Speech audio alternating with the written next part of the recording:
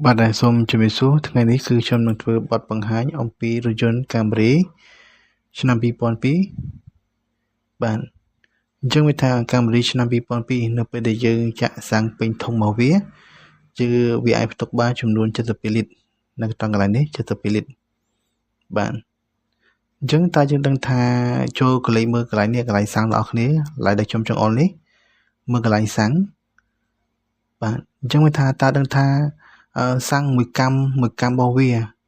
នៅពេលដែលតនិចបុកក្រហមវាចង្អុលតើវានៅសល់ប្រមាណលីត្របាទអញ្ចឹងមិនថាជាភាគច្រើនគឺគាត់អត់បានដឹងទេបាទពីព្រោះអីឡាន Camry វាអត់បង្ហាញនៅមិនថាឡាន Camry ទេឡានផ្សេងទាំងអស់គឺវាមិនបង្ហាញនៅចំនួនសាំងជាលេខឲ្យយើងឃើញទេវាគ្រាន់តែបង្ហាញជាតនិចហើយនឹងចង្អុលទៅលើកម្មមួយតែប៉ុណ្ណោះអញ្ចឹងមានថាចំពោះឡាន Camry វិញយើងចង់ដឹងសាំងដែលនៅសល់មួយកម្មមានប្រមាណយើងប្រើរូបមន្តនេះដូចពណ៌លឿងដែលខ្ញុំបានសរសេរនេះគឺ72គឺតំណាងឲ្យសាំងពេញគឺ72លីត្រអញ្ចឹងដកឲ្យ5ចែកនឹង5គឺវាស្មើជាមួយ 13.4 លីត្រអញ្ចឹងមានថាចំពោះឡាន Camry វិញមួយកម្មទៅមួយកម្មវាមានចន្លោះ 13.4 លីត្របាទ13.4 លីត្រអញ្ចឹងមានថាគឺងាយស្រួលដល់លោកអ្នកបងប្អូនដឹងនៅពេលដែលដឹងហើយយើងដឹងថាសាំងរបស់យើងនៅសល់ចំនួនប៉ុណ្ណេះគឺងាយស្រួលដែលយើងត្រូវតែបំពេញបន្ថែមឬក៏យើងត្រូវតែបន្តដំណើរទៅមុខទៀតដើម្បីយើងជៀសវាងពីសាំងពាក់កណ្ដាលផ្លូវហើយគ្មានកន្លែងចាក់ឲ្យយើងអញ្ចឹងមានថាមួយកម្មវាគឺស្មើជាមួយនឹង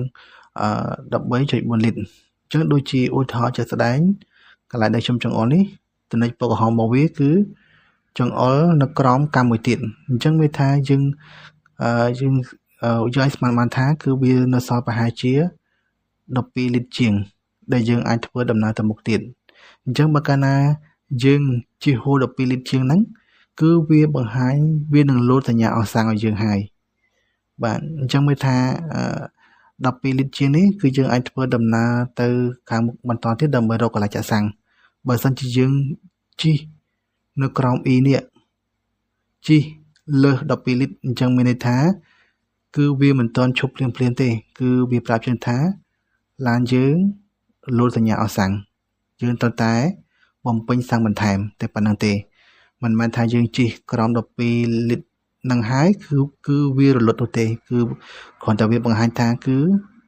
សញ្ញាចិត្តអស់សាំងតែប៉ុណ្ណឹងឲ្យយើងត្រៀមដើម្បីបំពេញទេដើម្បីយើងជៀសវាងការធ្វើដំណើរទៅមុខទៀតដល់ឲ្យមានសាំងចាក់ដោយឈប់ពាក់កណ្ដាលផ្លូវឈប់ប៉ះកន្លែងផ្លូវឆ្ងាត់គឺយើងមានបញ្ហាទៀតបាទអញ្ចឹងខ្ញុំសង្ឃឹមថាវីដេអូនេះលោកអ្នកបងប្អូននឹងបានយល់បើសិនជាមានសំណួរអីអាចសួរខ្ញុំមកគឺខ្ញុំនៅអ្វីដែលខ្ញុំបានដឹងគឺខ្ញុំនឹងឆ្លើយប្រាប់សូមខមមិនទាំងអស់គ្នាសូមអរគុណច្រើនបាទ